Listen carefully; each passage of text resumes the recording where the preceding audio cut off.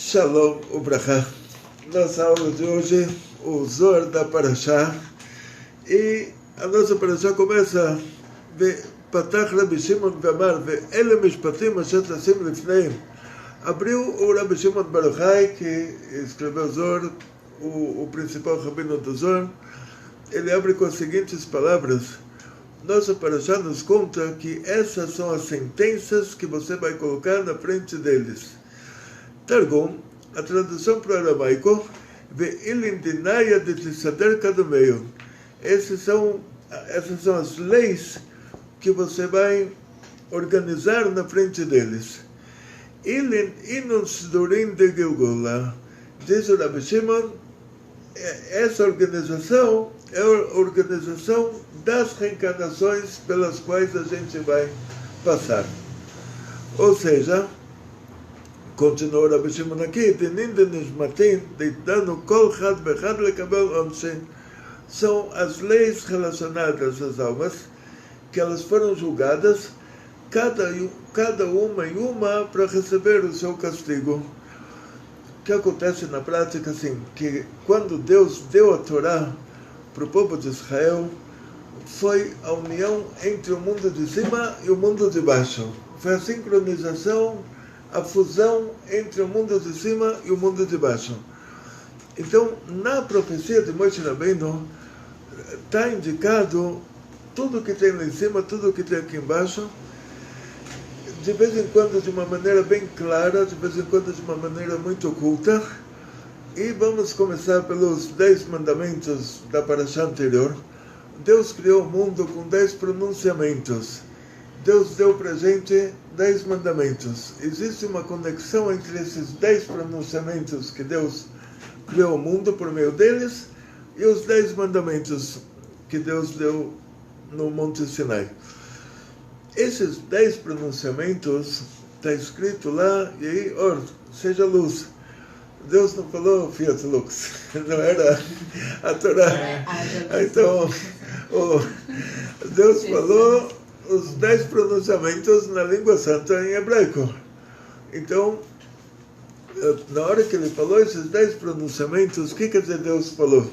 Se nos 10 mandamentos está escrito que a gente não pode comparar Deus a uma coisa material. Uma vez nós demos um exemplo aqui. Você foi passar as férias num lugar paradisíaco. Eu não sei aonde, mas cada um foi passar as férias uma vez num lugar paradisíaco. Você volta para São Paulo, você tem aqui uma pessoa que ela nasceu cega, ela nunca viu nada. Desde que ela nasceu, ela nunca viu uma imagem. Para ela está tudo preto na cabeça. Então você fala para ela, olha, onde eu estava, lá estava uma ilha com água transparente, peixes vermelhos e um coqueiro verde com passarinhos azuis. E na cabeça dela está preto, mais preto igual a preto, eu já estou imaginando a água transparente. Preto, mais preto igual a preto, eu já estou imaginando os peixes. Preto, mais preto igual a preto, eu já estou imaginando o coqueiro. Preto, mais preto igual a preto, eu já estou imaginando os passarinhos azuis. No fim você pergunta para ela, você conseguiu imaginar tudo? Ela fala, consegui imaginar tudo, certinho. Aí você fala para ela, tudo que você imaginou, absolutamente tudo está errado. E essa é a única coisa certa, que tudo que você imaginou está errado. Essa é a única certeza aqui. Nós, em relação ao espiritual, nós somos como essa pessoa cega. A gente imagina material mais material igual a material, já estou imaginando Deus.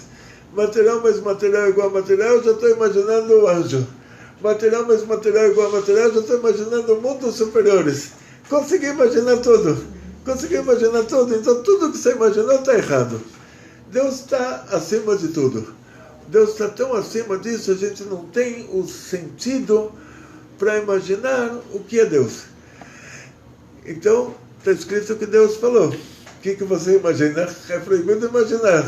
Mas se fosse uma criança pequena, que ela não sabe que é proibido imaginar, que Deus está tão acima disso, a criança pequena vai falar, então Deus tem boca, tem cordas vocais, tem garganta, porque como ele pode ter falado?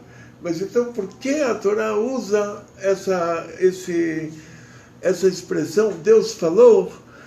se na verdade a própria Torá está dizendo que Deus não tem uma forma humana, Deus está muito acima disso. Então, falar quer dizer revelar. Ou seja, quando você fala alguma coisa, você está revelando isso para outra pessoa. Ou seja, quando você conversa com alguém, você precisa falar.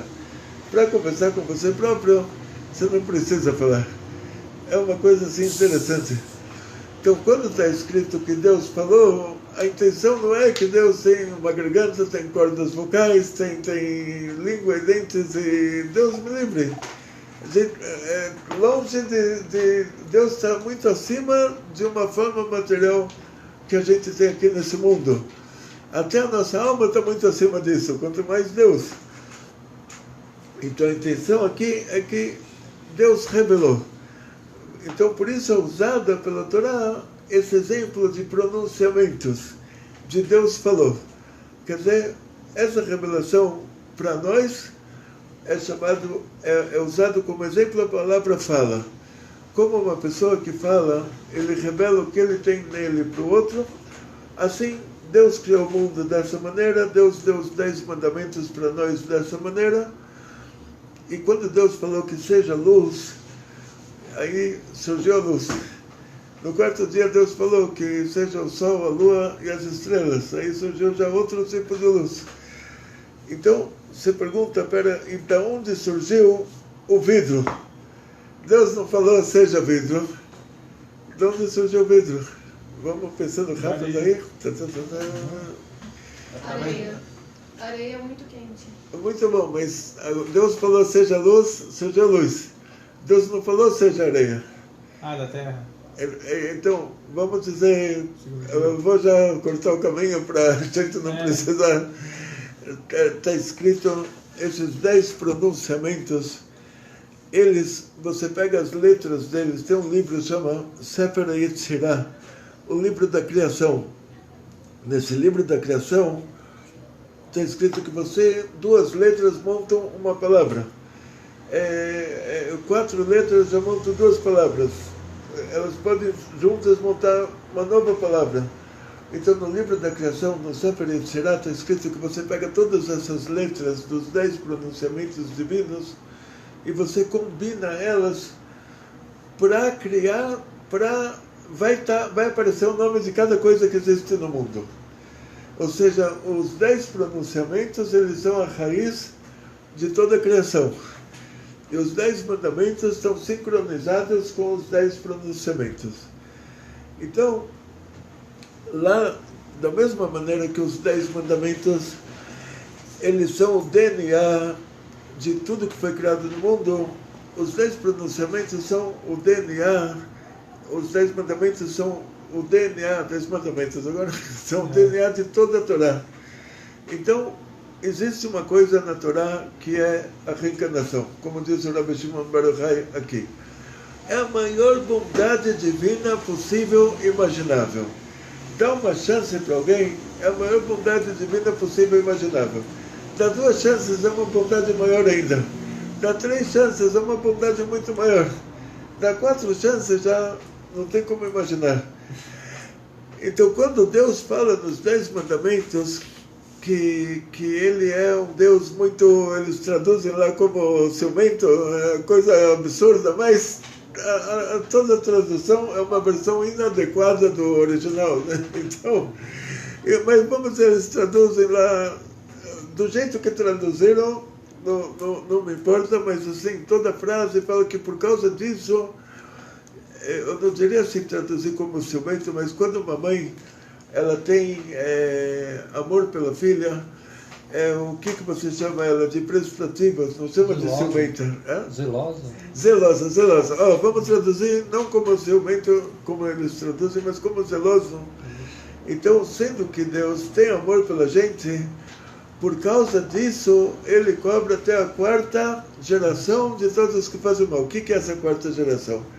Se pela Torá é proibido a gente cobrar do filho o que o pai fez.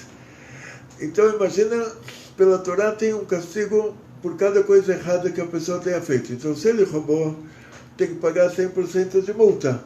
Se ele roubou uma vaca e matou a vaca, já é 500% de multa. Se é um carneiro, ele matou o carneiro, é 400% de multa. Se devolver a vaca viva, é 100% de multa. Então, todas essas leis que estão na Torá, na hora que o julgamento é feito, e a pessoa é condenada de acordo com o que ele fez de errado, e terminou. Agora, se tem certas leis na Torá que elas são explícitas, mas explícitas mesmo, que o filho é uma criatura por si só, ele não tem nada a ver com o pai. Tudo que o pai teria que receber de castigo, se o pai não pode receber esse castigo, então acabou, não terminou aí. Os filhos não pagam pelos pecados dos pais. Está escrito isso explicitamente. Quando Deus deu para nós a Torá, tudo que Deus pediu para a gente fazer, Ele é o primeiro a dar o exemplo. Então, e aqui a gente vê isso que está escrito que Deus vai cobrar da gente até a 4ª geração. Porque não pode ser uma 4ª geração biológica?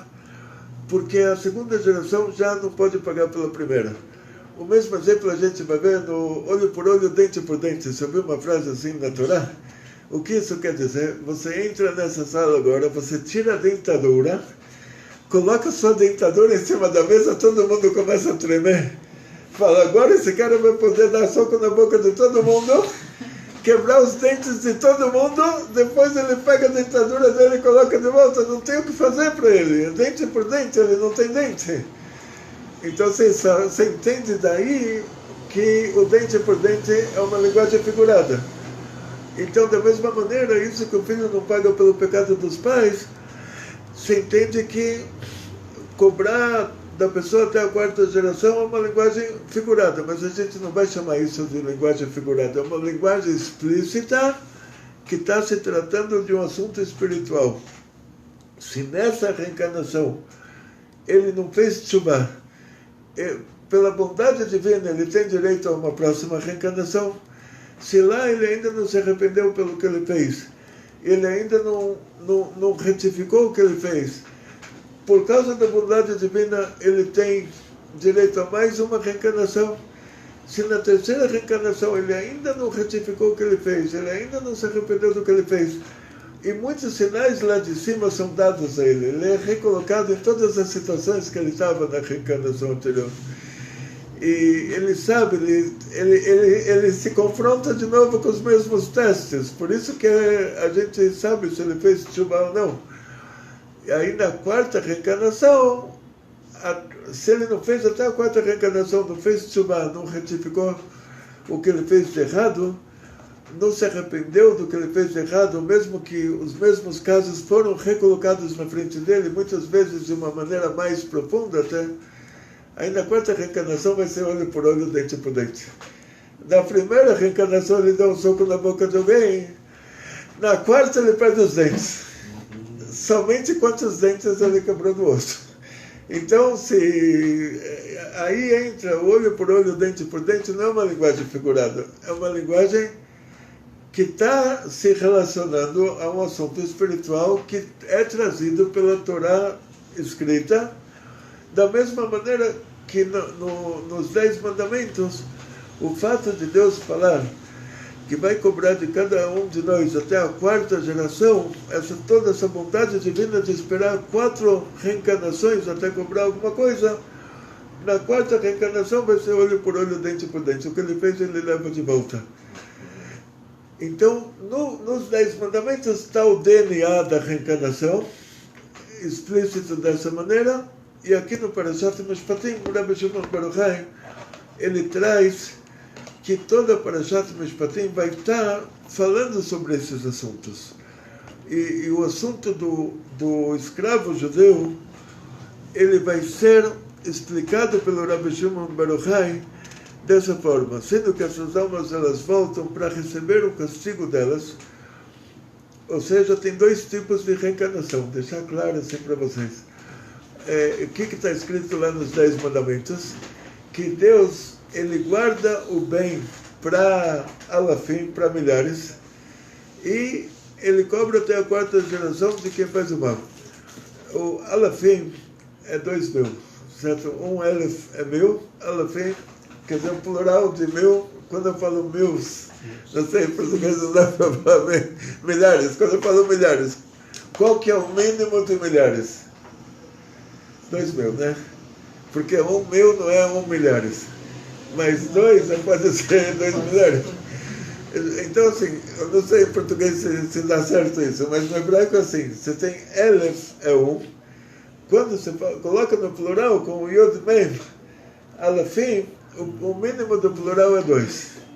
É o mínimo 2. Então, quer dizer, que Deus, Ele cobra de nós, pela bondade divina, até a 4ª reencarnação, Ele dá para nós 4 chances, mas o bem que a gente fez, Ele guarda até 2.000 gerações. Então, quer dizer, você divide os 2.000 por 4, quanto que vai dar?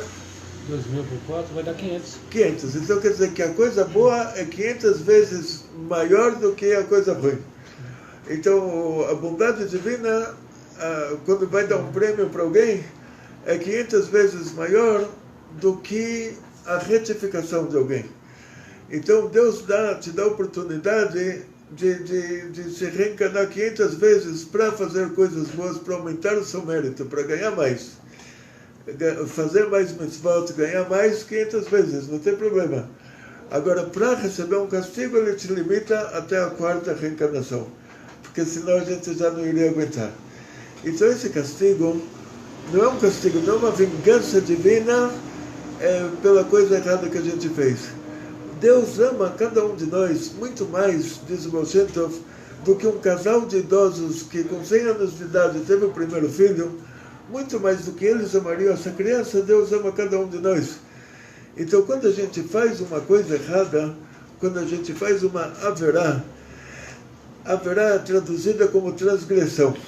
Se eu falo para alguém, olha, é um pecado. Pecado é coisa da tradução da igreja, né? Que os padres traduziram essa transgressão como pecado. Por quê? Transgressão é transgressão à lei da Torá. Eles falaram que já não tem mais lei, a única lei que sobrou lá é o dízimo, né? Então, mas para a lei do dízimo, eles não deixaram mais não. Tudo foi liberado, pode matar, pode roubar, pode comer porco, pode dormir com a mulher a mulher do outro,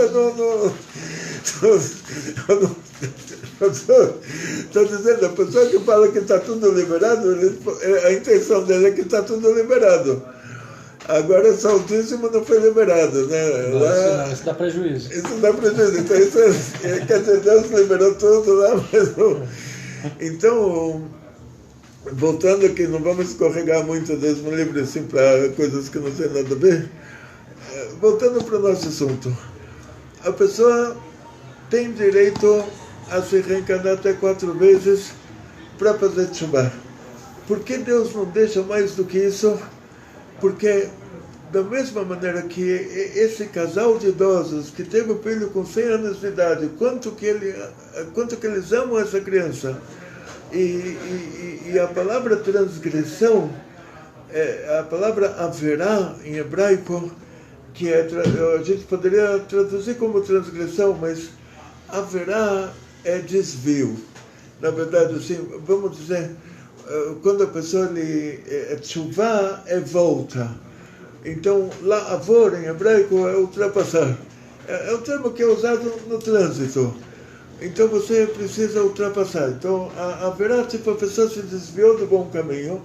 Vamos dizer que ele fez uma transgressão. Transgressão também não é a tradução certa, mas é melhor do que pecado é uma tradução religiosa, né?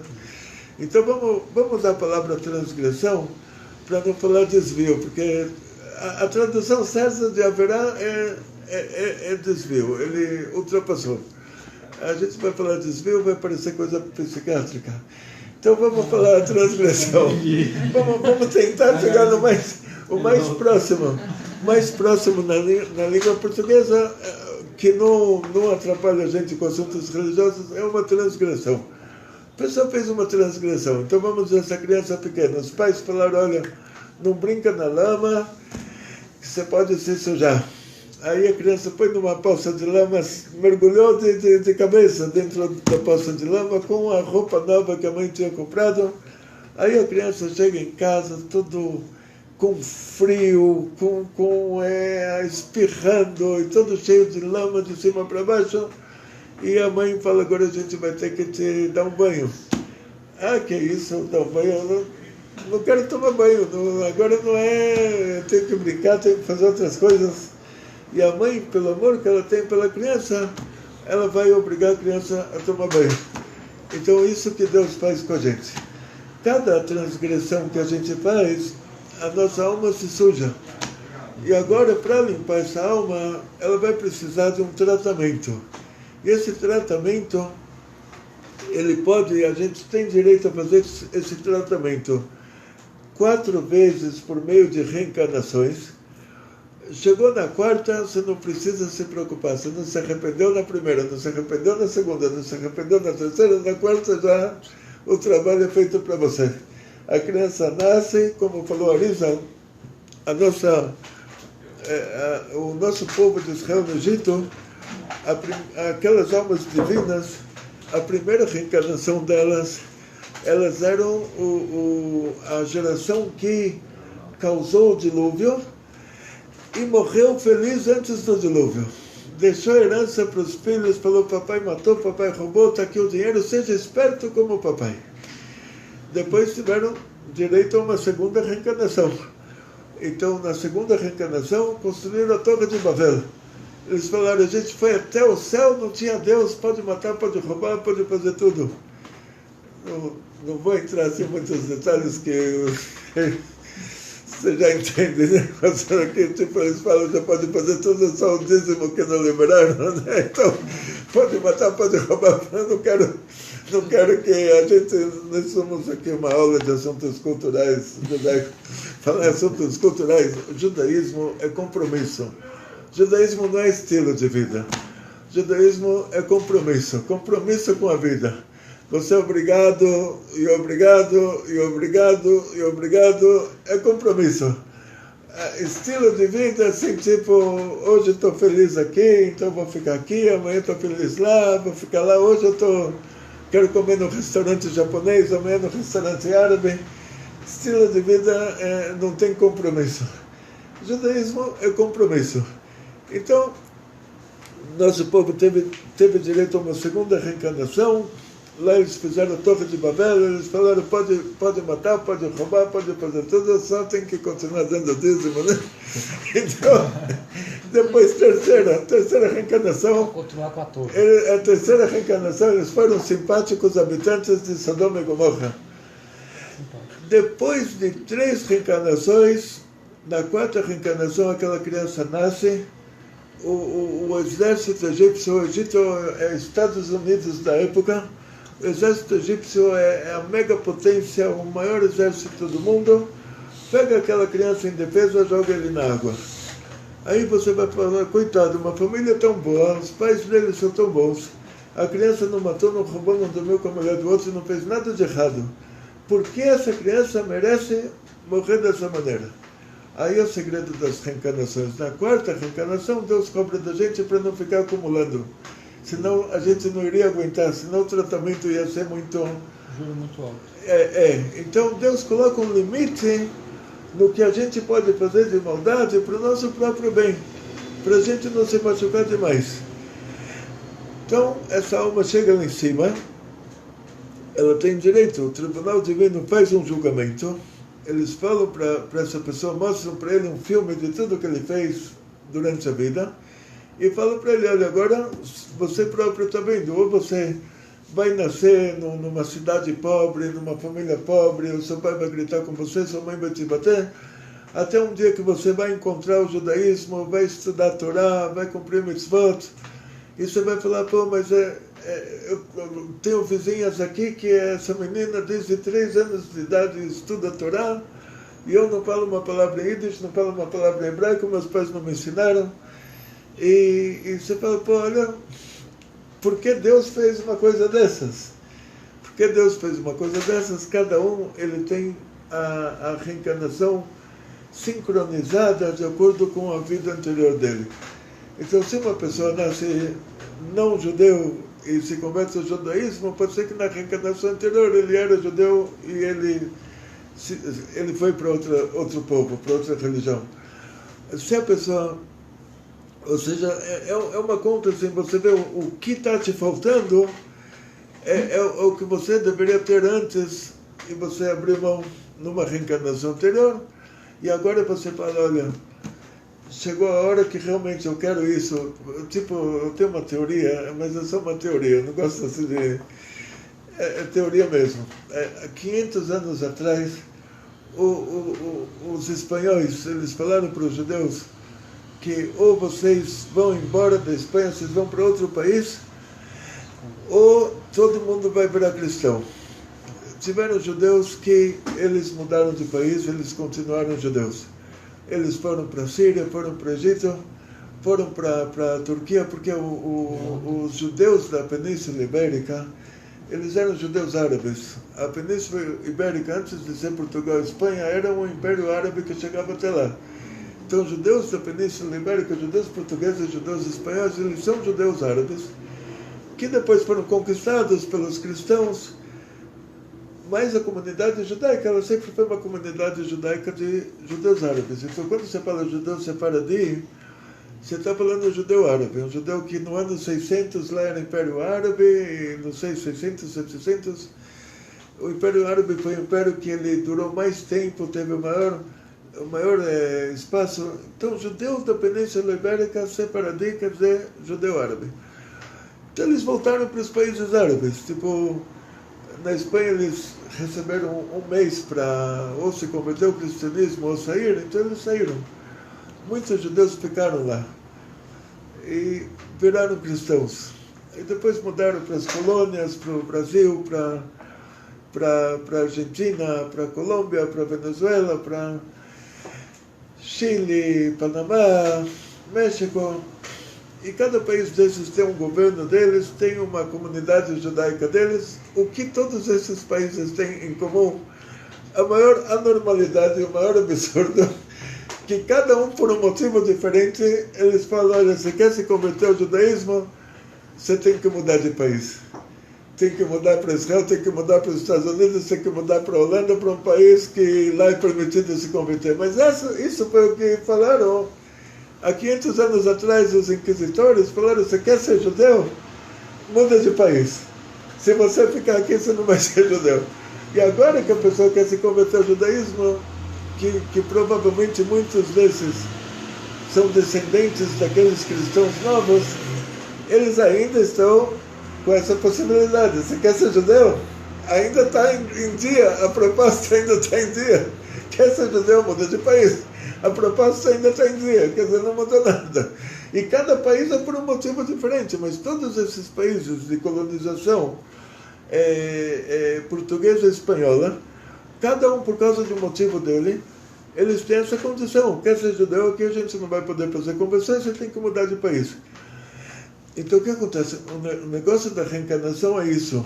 Quer dizer, a pessoa está de novo na frente do mesmo problema que ele estava na reencarnação anterior. Quer dizer, não adianta a pessoa ter morrido numa vida anterior, isso não resolveu o problema dele. Tem muita gente que se mata, na hora que ele nasce de novo, não só que ele vai ter que consertar os problemas que ele teve, mas tem mais uma coisa para consertar, que ele se assassinou. E se assassinar... Pelo judaísmo é pior do que assassinar o outro. Porque o outro ainda dá para justificar. O cara é um assassino, tá bom? Mas ainda dá para justificar. Mas se assassinar a si próprio, você se ama. Está escrito amar o próximo como a si mesmo. Então, se você matou o próximo, quer dizer que você não amou o próximo como a si mesmo. Mas a si mesmo você se ama. Como pode ser que você vai se matar? Então, não só que a pessoa não resolve os problemas se matando, mas ainda ele leva os problemas para a próxima reencarnação e ainda é acrescentado a ele essa pendência dele ter se assassinado. Então, quer dizer, a gente não tem como escapar disso. O que a gente faz de errado, a gente tem que consertar. E por isso diz o Zohar aqui, que a nossa Parashat Mishpatim, ela está nos revelando o segredo das reencarnações. E toda essa Parashat do escravo judeu é explicada pelo Rabbi Shimon Bar Yochai, como o roteiro da nossa alma, o roteiro dos diversos tipos de alma aqui no nosso mundo. A alma chega no mundo de cima, depois ela volta para o mundo de baixo. Eu não vou entrar em detalhes, porque tem chão para isso. Mas o básico disso é assim: quando você fala Deus, Deus é a essência do bem, a natureza de quem é bom é fazer o bem. Então, tudo que Deus faz é para o nosso bem. Se a gente precisa de um tratamento, se a nossa alma pegou uma doença por causa da transgressão eu ia falar desvio, mas desvio não dá, ou da transgressão que a gente fez, esse tratamento é para a nossa alma, é um tratamento doloroso, que a alma está revestida no corpo, da mesma maneira que ela sentiu o prazer do corpo, um prazer proibido, depois ela sente a dor do corpo, e aí ela se retifica. E sendo que Deus é a essência do bem, e Ele dá uma segunda opção, a pessoa não se reencarna mais, depois que ele já passou, chegou na quarta reencarnação, está fazendo coisa ruim, Deus já retifica ele, já faz para ele o trabalho, para ele não precisar se preocupar mais. Ele já nasce, sofre, já lá de cima ele é conduzido já a retornar ao bom caminho. Existe uma coisa no judaísmo que é chamada de Gehinom.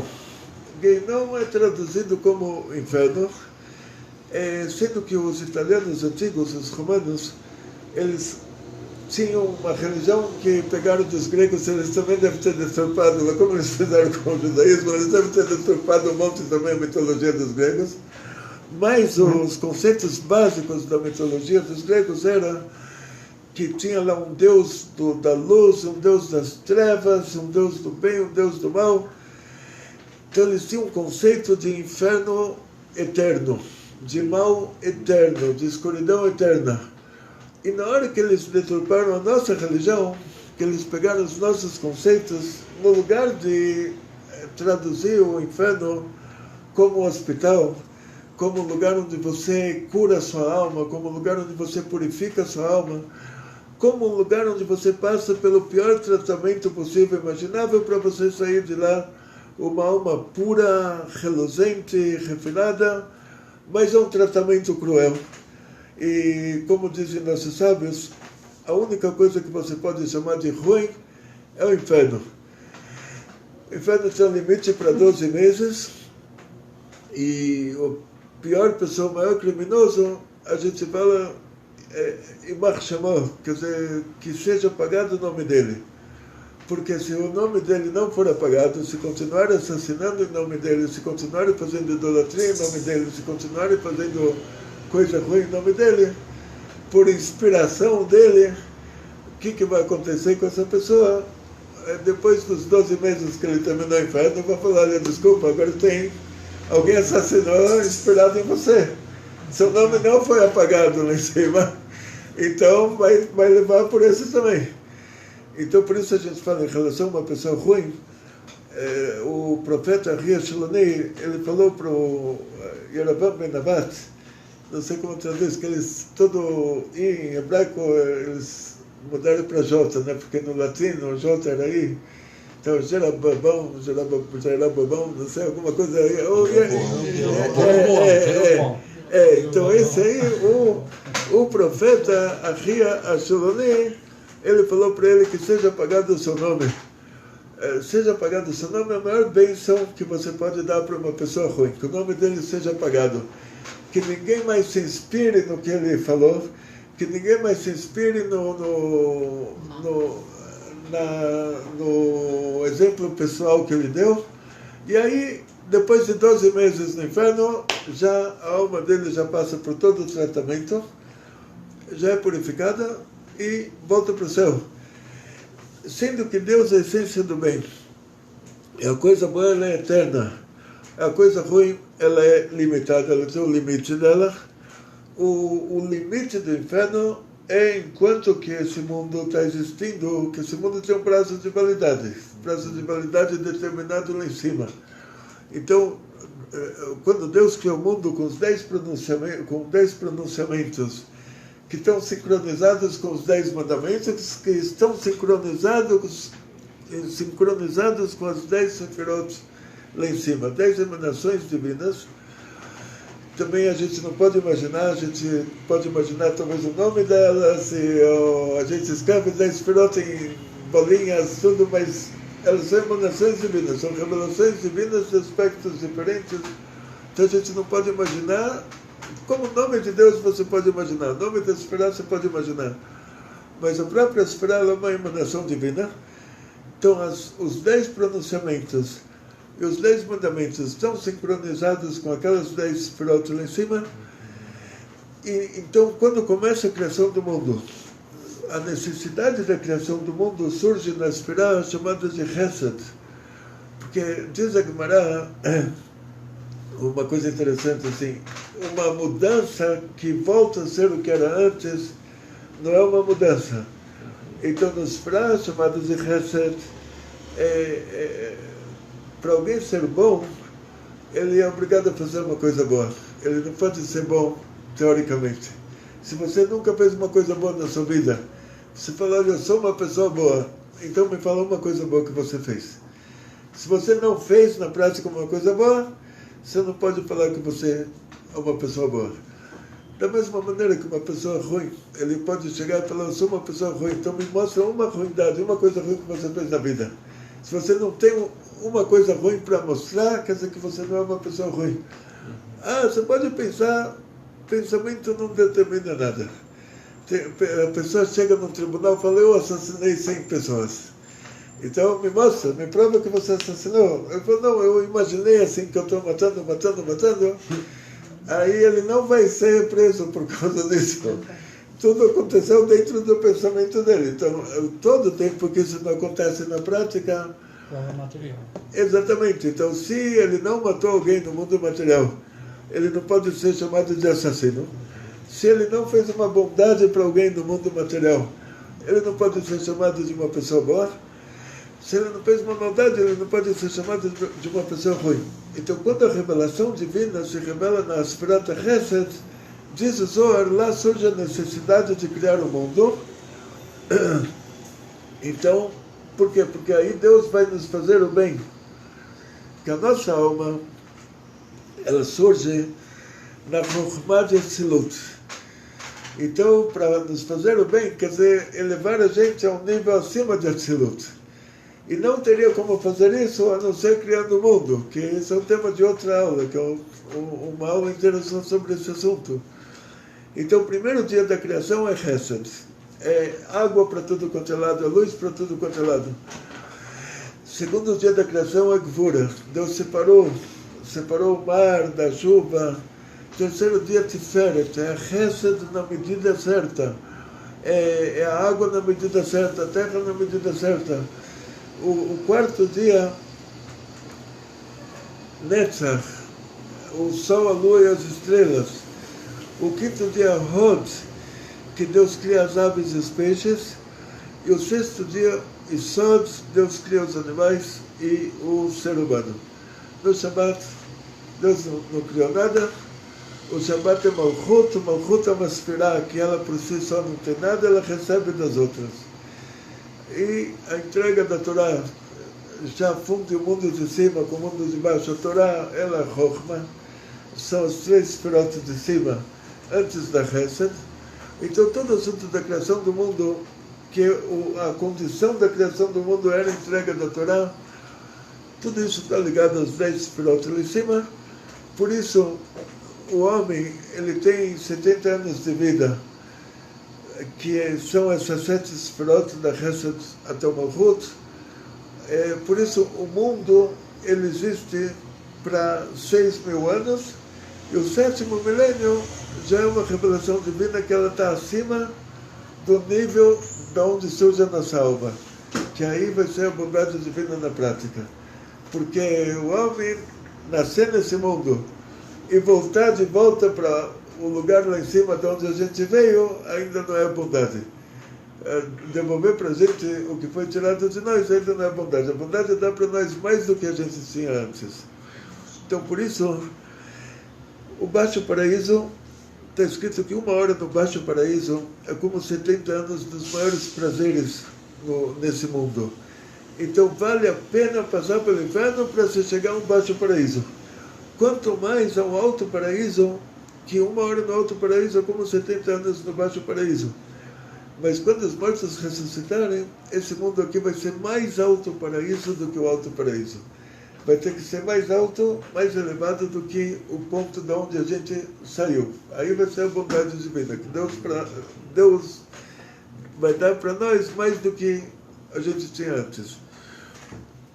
Então aí entra o segredo das reencarnações e o assunto do inferno, que são tratamentos para a nossa alma, e depois que a nossa alma passa por esses tratamentos que não vão existir no 7º milênio, e pequeno detalhe, assim, quando a gente fala sobre a criação do mundo, a diferença entre nós e, vamos dizer assim, as pessoas que não acreditam que Deus criou o mundo em 6 dias, a diferença, assim, todo mundo se encontra na Mesopotâmia. Mesopotâmia era o Oriente Médio de 5.000 anos atrás. Iraque? Iraque, Kuwait, cada vez lá ver, não sei hoje se eles já se obrigaram, já mudou. Vamos chamar isso de Oriente Médio. Porque sempre eles mudam os nomes lá dos países, agora o Irã está querendo pegar tudo, né? Não sei, daqui a pouco já vai. Eu não sei como a gente tenta não pensar em coisa ruim. Mas aquele lugar onde é Kuwait, Iraque, antigamente tinha lá a primeira civilização. Todo mundo concorda que a Europa era a floresta amazônica, que o continente americano era a floresta amazônica, que só tinham seres humanos, uma civilização na Mesopotâmia, 5.000 anos atrás. Como chegaram até lá, a gente vai dizer assim, 5.780 anos para quem está assistindo a aula nesse ano. Então, deixa eu ver. Aí, 5.780 anos atrás, Deus criou um mundo de bilhões de anos. Como Deus criou um mundo de bilhões de anos há 5.780 anos atrás? Pega o cientista de hoje, coloca ele no dia da criação. Primeiro dia, Deus criou bilhões de anos-luz. No 4º dia, Deus coloca cada galáxia lá no fundo do bilhões de anos-luz. Aí o cientista vai falar, pera, mas precisa de bilhões de anos-luz para a luz da galáxia chegar até aqui? Isso Deus criou no 1º dia. A galáxia ele criou no 4º dia. Então já tinha uns bilhões de anos-luz desde o começo. O cientista vai ver no 3º dia, vai pegar uma árvore, cortar a árvore, e lá na árvore tem anéis. Ele vai falar, uau, essa árvore tem 500 anos, cada anel aqui é 100 anos. Mas a árvore foi criada naquela hora. Ele vai pegar uma pedra, vai falar, essa pedra tem 1 bilhão de anos, que ela tem aqui carbono 14, carbono não sei quanto. E até ele se encontrar com Adão e Eva, ele vai falar, vocês estão me enganando. Vocês estão querendo me dizer que são 2 nenês recém-nascidos? Esses caras, eles já estão falando hebraico fluente. O que foi? Vocês estão me dizendo que acabaram de nascer? Já são mais inteligentes do que nós. Então, a nossa diferença é assim. Até a Mesopotâmia, a gente está juntos. Quer dizer, o ser humano na Mesopotâmia, ele tinha arco e flecha. Em 5.000 anos, o ser humano abrangeu já a Terra inteira. Com o arco e flecha até inventar a caravela, até inventar o arcabuz, o mundo inteiro já estava parcialmente colonizado, né? Quer dizer, não precisou inventar a tecnologia para a civilização chegar até onde chegamos. Então, quer dizer que se tivesse uma civilização antes da Mesopotâmia, no lugar de ter os bilhões de pessoas que a gente tem hoje, a gente teria o dobro. Então, onde a gente se pega com as pessoas que não acreditam em Deus, ou acreditam que Deus era fraquinho, só criou água e terra, ou eles têm um conceito de Deus que não é um Deus que criou o mundo em 6 dias, onde a gente se pega com eles é nisso.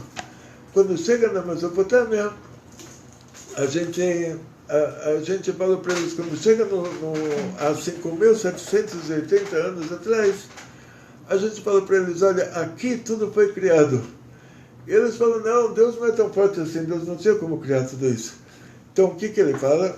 Para ter uma janela assim, ele tem que ter um acúmulo de pó, que o pó vai acumulando, então para o pó chegar até virar essa parede, leva 1 bilhão de anos. Depois para virar mármore, leva mais 1 bilhão de anos. Depois para virar alumínio, leva mais 1 bilhão de anos. Para virar vidro, leva mais 1 bilhão.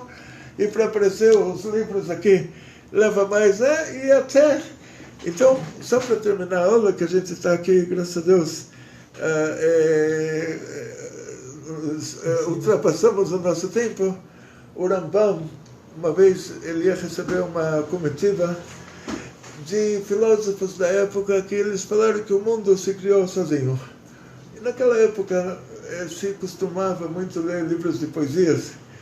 Então, o Rambam, ele colocou na sala de visitas, ele colocou um tinteiro quebrado, um livro de poesias assim maravilhoso, um tinteiro quebrado e uma pena, que era a caneta da época, o tinteiro e a pena caídos no chão. Com tinta toda espalhada lá no... Entraram todos os filósofos, sentaram, não tinha o que fazer lá, não tinha celular, não tinha WhatsApp, não tinha como mandar mensagens. Eles estavam esperando. A única coisa que tinha lá era o livro de poesias. Eles abriram o livro, eles falaram, essas poesias são tão maravilhosas, quem escreveu esse livro? Na hora que o Rambam entrou, ele falou, gente, vocês não acreditam. O tinteiro estava aqui em cima, o papel estava aqui embaixo, de repente o tinteiro caiu e a tinta se espalhou e está aí. Eles falaram, você é louco? Um livro desses, cada letra ela tem uma ordem e cada palavra está rimando com a outra. Você vai dizer que o tinteiro quebrado produz tudo isso? Ele falou, agora o que vocês vieram me falar? Que o mundo, como a gente está vendo, ele surgiu do nada. Quer dizer, se nem um livro de poesias vai surgir do nada, quanto mais o mundo inteiro com todas as leis da natureza. Então, o nosso mundo está dentro de um prazo de validade. O prazo está chegando ao final, a gente vê que as geleiras da Antártica estão derretendo e que a camada de ozônio... E todos os cientistas falam, olha, irreversível, irreversível, irreversível, irreversível, quer dizer, estamos no beco sem saída, não, ao contrário. Estamos agora na época que o Rebbe falou, somos a geração que saiu do Egito, que faleceu no deserto, somos a geração da Geulah, a geração que vai receber o Mashiach, e vai ser a solução para tudo. Então, por isso, sendo que o mundo já está no final do prazo de validade dele, agora ele chega já na Geulah, todos esses assuntos que o Zohar diz sobre reencarnações, agora todos esses pequenos assuntos, eles acontecem com muita intensidade. Então a gente acha que a gente sofre injustamente, mas muitas vezes o que a gente está passando é uma bondade divina tão grande que nós estamos nos purificando, nossa alma está se refinando para receber a Geulah. Então, muito obrigado para todos e muito sucesso, muita saúde, muito dinheiro, muitas felicidades, tudo de bom. Kol Tov Be'atzlacha.